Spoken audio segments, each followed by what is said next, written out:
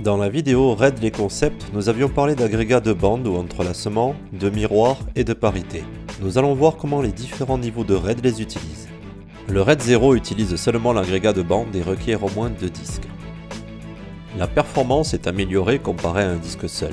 Plus il y aura de disques, plus grande sera l'amélioration. L'entrelacement ne fournit pas de redondance. Si un disque tombe en panne, toutes les données seront perdues. Comme aucun espace n'est dédié à la redondance, la capacité totale des disques est utilisable. Le RAID 0 favorise la performance et la capacité au détriment de la redondance. Le RAID 1 utilise seulement le miroir et requiert 2 disques. La vitesse de lecture peut être améliorée en lisant de la même façon que l'entrelacement si le contrôleur le supporte. La vitesse d'écriture n'est pas améliorée et dans certains cas peut être plus lente qu'un disque seul. Les données sont disponibles tant qu'un disque d'un ensemble miroir est opérationnel. Quand un disque défectueux est remplacé, l'ensemble est reconstruit en copiant le disque fonctionnel. La capacité de l'ensemble est celle d'un seul disque physique. Le RAID 1 favorise la redondance au détriment de la performance et de la capacité. Le RAID 5 combine la parité avec l'entrelacement et requiert au moins 3 disques.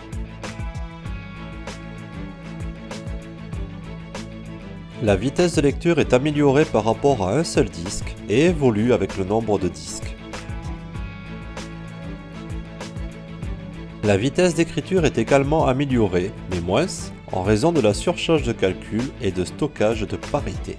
La capacité utilisable est n-1 fois S, où n est le nombre de disques et S est la capacité de stockage du plus petit disque.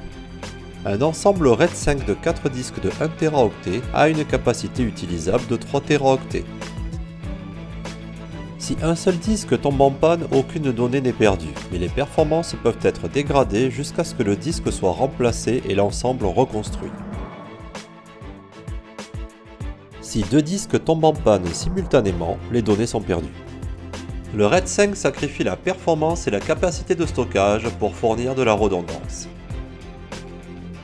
Le RAID 6 utilise l'entrelacement avec la double parité et requiert au moins 4 disques. Les performances sont améliorées comparées à un seul disque, mais moins que d'utiliser le même nombre de disques en RAID 5 en raison de la surcharge de parité accrue. Les informations de parité supplémentaires permettent à l'ensemble de survivre à la perte simultanée de 2 disques, mais ceci réduit la capacité disponible.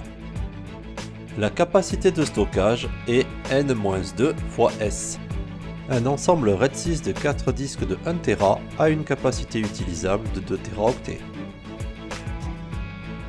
Le RAID 6 fait le même compromis que le RAID 5, mais favorise encore plus la redondance. Le RAID 10 utilise à la fois l'entrelacement et le miroir et nécessite au moins 4 disques. Les disques sont mis d'abord en miroir RAID 0 et les données sont alors entrelacées en RAID 1.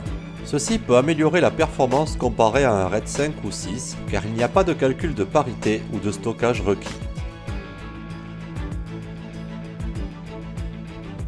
Un RAID 10 peut survivre à la perte d'un seul disque de chaque ensemble miroir, mais si un ensemble miroir est perdu, toutes les données sont perdues.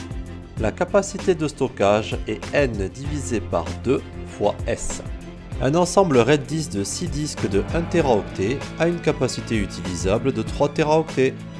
Le RAID 10 favorise la performance et la redondance au détriment de la capacité.